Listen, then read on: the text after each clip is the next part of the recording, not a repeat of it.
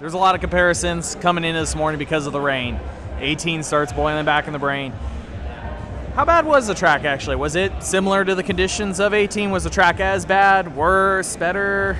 I don't exactly remember on condition-wise, but it was, I mean, you can make passes, right? There was some passing going on, but I would say 75% of it was kind of the goat trail. So that was the unfortunate part of not having our sweet loamy redbud. But, yeah, just whatever. You have to roll with it. Everyone's riding the same track, and you had to roll with it. Going into this race with Chase Sexton as your teammate, I talked to him about this a little bit, and of course you guys race each other all summer, and you both have said it was so enjoyable because you guys could trust each other. There was no animosity, nothing dirty ever happened. Like, you guys were able to go toe to toe to toe, and now you get to line up as teammates. He mentioned just going to dinner with you guys last night and just talking about like literally non-racing stuff for an hour. Was it cool to get to know each other on a personal level and be teammates? Yeah, it was rad. It was rad weekend that way. Team vibes were vibing, so it was cool. Yeah, we all pulled our weight. We all ripped in the moto, so it was cool to see. Like, we came together and it worked. You know, nice to see it pay off. Big talking point is Justin Cooper's performance. You've been on Team Destinations on MX2 before. It kind of ends up being the talking point a lot. Not that any of your guys' jobs are easy, but man, starting against the field of 450s, having to come through the pack, MX2 guys have a tough job, and it was pretty cool to see Justin rise to the occasion. Yeah, he rose to the occasion. I mean, that fourth place was a massive deal, and he got up there in the start. And he that's a huge pressure situation. I mean, we're all under pressure, but 250 is another deal because you're down on power, period, and you can't do anything about it going off that start line. So it's a tough class, and he made it happen. That final moto, I'm sure the team's communicating. You probably had a good idea that you guys had it, in the bag on lock. It's still, even we're running around shooting, that felt like one of the longest races I've ever watched. On one hand, in your head, it's like we've got it, but did it feel like it was taking forever to go by? It was, and then I was reading the board, and there wasn't like any messages that I needed to go way forward. So I went a little bit conservative with it, but you still just never know what can happen, especially in those conditions, man. Dirt's heavy, you're working the clutch. Anything can come up and get you at any time.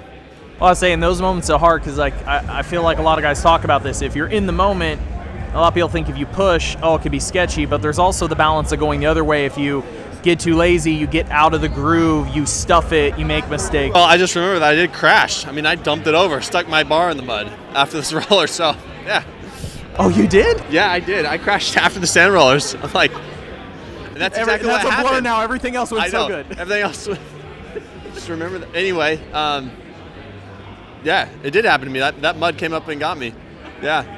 I was saying I saw a few guys. I mean, you guys are the top level dudes on 450s. You'd blow through that first layer and sometimes glide out and catch. I'm like, that is the inch of disaster of you guys got it under control, but it also doesn't take much. Yeah.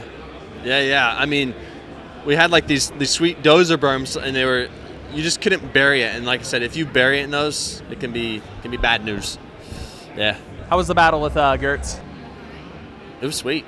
He was putting pressure on me. That was a lot of fun. It's easy for me to say when I'm not getting pelted the whole time, but he put some good pressure on me, and we put a good gap on everyone in that first moto. Is it kind of crazy? I mean, I think we've all talked about it a bit in different interviews, but I know you're kind of mentally committed to being towards the end of the career, the SX only. You're racing so many events this year. You still have World SX round coming up, Paris-Bercy, but you are at the top of your game. You're winning. It's clearly enjoyable, of course, when you're winning. So it's so crazy to be knowing you're almost on the 1 foot out, but at the same time, it looks like you're having a hell of a time. I'm having a hell of a time. Just enjoying it from the beginning of the year. New team, and we've been winning.